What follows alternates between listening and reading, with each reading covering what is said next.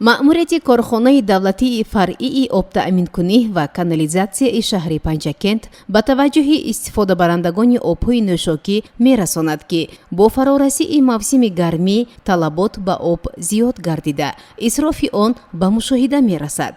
бинобар ин аз истифодабарандагони об эҳтиромона хоҳиш менамоем, ки оби нӯшокиро аз рӯи меъёру инсоф сарфакорона, оқилона истифода намоянд.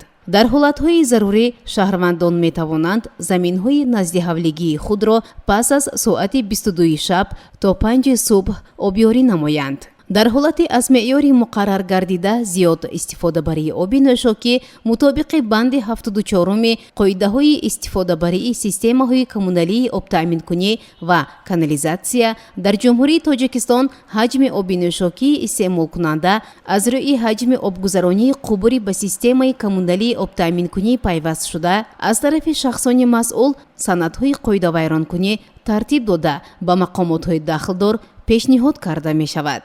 боварӣ дорем, ки мардуми бо фарҳанги шаҳри Панҷакент обро зери шиори сарфаи об кори савоб, дилсӯзона, сарфакорона аз рӯи меъёр истифода бурда ба исрофи он роҳ намедиҳанд.